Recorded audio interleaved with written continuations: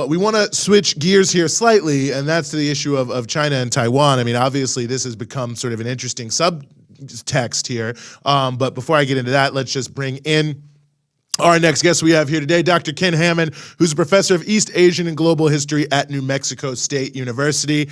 Ken, thanks so much for being back with us. Glad to be here.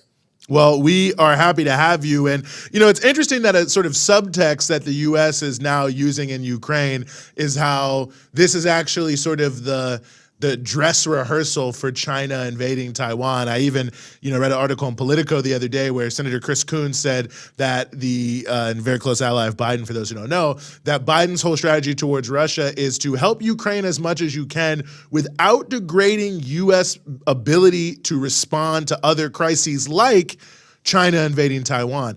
And the reason I want to tee it up like that is it's almost now being talked about as a fait accompli in much of the Western media, not if, but like when is China going to do this military invasion of Taiwan? And it just feels like beyond everything else, that in and of itself is sort of an amazing point that despite of expressing no desire to invade Taiwan, China is widely being tipped to do so any day now.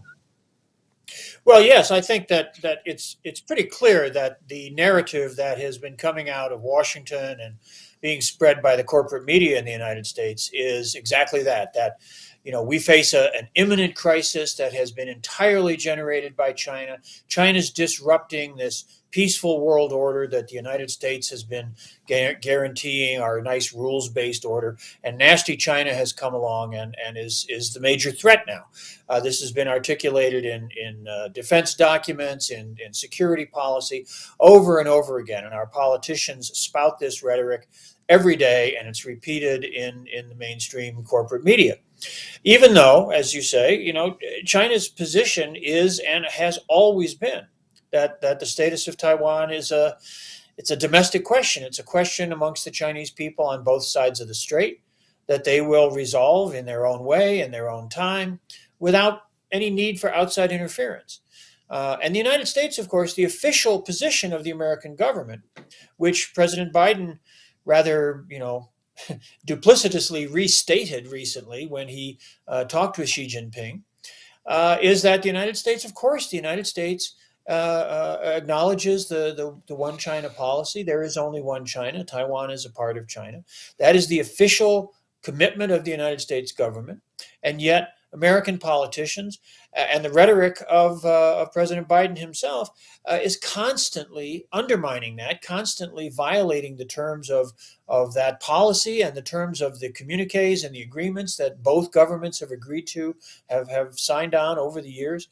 But this mythology, this narrative of China as the aggressor, China as the hostile power, if you repeat that often enough, it just becomes the conventional wisdom. And that's what they want. They want to put the American people in a state of mind which says China is our enemy. We need to be afraid of China, rather than, China's trying to deal with this issue of their own. And really, shouldn't we be trying to find ways to solve things like global warming and global economic inequities and, challenges for development? Wouldn't it be nice if we could work together and solve those kind of things? But as long as China can be portrayed as our enemy, as the aggressor, as the attacker, then, it lets America off the hook, American elites off the hook for trying to solve problems that are really an existential challenge for the American people themselves. Yeah, it's also the issue of, the U.S. constantly making this comparison between Ukraine and Taiwan suggests that China has any interest in even invading Taiwan, which China has repeatedly has said it doesn't. But the U.S. is constantly trying to provoke. What is the danger there? I don't foresee a future where China would actually invade Taiwan. Unless its security was somehow incredibly threatened. But what is the potential danger here if the U.S. continues to escalate over this issue? Well, the danger is pretty straightforward in that what American actions and many American words are designed to do is to frustrate China, to provoke China. It's like you're poking them in the eye or going up to somebody and poking them in the chest and challenging them over and over and over again. in the hopes that they'll take the first swing. And then, of course, then you can say, well, look, they're the aggressors. All we're doing, and this is the line that we just heard about Ukraine, all we're doing is being defensive. We're just protecting ourselves, So the goal is to provoke China, and I have to say that China has been remarkably restrained. The response to provocations, perhaps most dramatically, when Speaker Pelosi went to Taiwan last year. And although China, made some gestures with its military, it didn't do anything that was actually threatening to Taiwan. Their rhetoric has been very calm and very practical, and they have reiterated over and over again their longstanding commitment to the peaceful resolution of this question. It should be solved through dialogue and discussion and negotiation and all this between the local authorities on Taiwan and the central government in Beijing. And there are many people on Taiwan. We've seen a lot of action recently with delegations from the mainland coming to Taiwan, meeting with Kuomintang officials and others in local governments. The people on Little Jinmen Island, which is part of the Taiwanese local authorities, controlled by them, they've declared themselves to be a peace zone because they're a mile off the Chinese coast. They have interactions all the time. They know China's not a threat. So it's the American politicians who are ramping this up. And the danger is that they'll be successful in somehow triggering an incident, which can then be parlayed into a broader conflict. They seem to think, irrationally enough, that provoking conflict with China, even to the point of war, would be a desirable outcome for America. And clearly it would not. But they're playing a very, very dangerous game. And largely for domestic consumption and their own political ambitions, but it's super dangerous.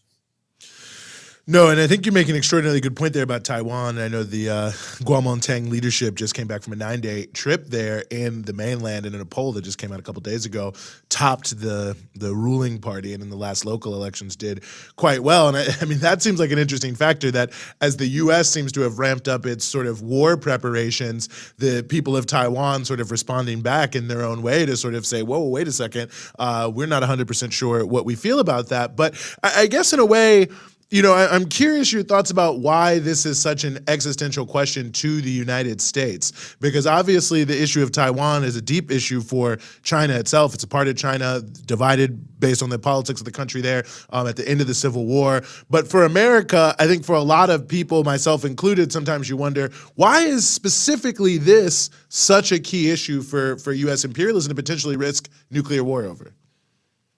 Well, I think it's a critical issue for American imperialism precisely because it is such a fundamental concern of China.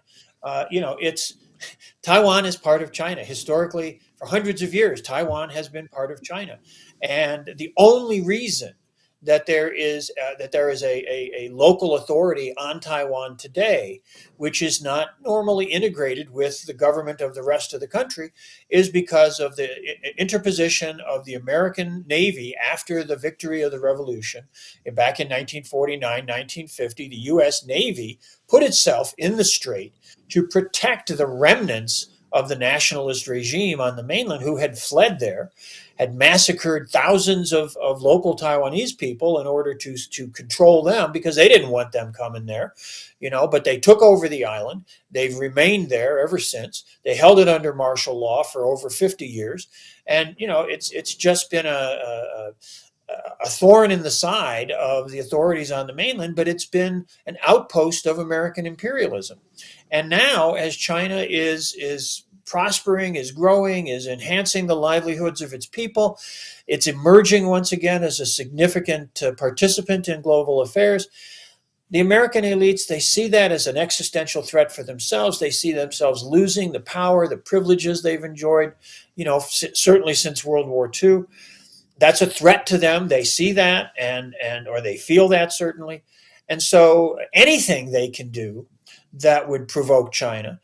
Certainly, Taiwan is not the only thing they're doing. The South China Sea, the support for insurrectionary activities in Hong Kong, the efforts to demonize China in various ways, All of these things are part of a comprehensive strategy to try to thwart China's development, stall China's reemergence as a force in world affairs, in order to preserve the hegemony, the dominance of the United States in the global system. And that's a fool's errand, because these are deep structural changes taking place in the world that they're not going to stop. And all it does is alienate people in China. All it does is drive a wedge between Americans and Chinese.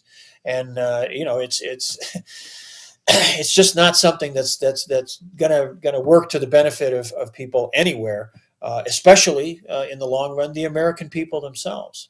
Mm-hmm, mm-hmm. Well, Dr. Ken Hammond, as always, it's great to have you here. Very generous with your time with us at Breakthrough News, and thanks for helping us sort through it all once again. Glad to be here, Rania, Eugene. Good to see you guys. Take care.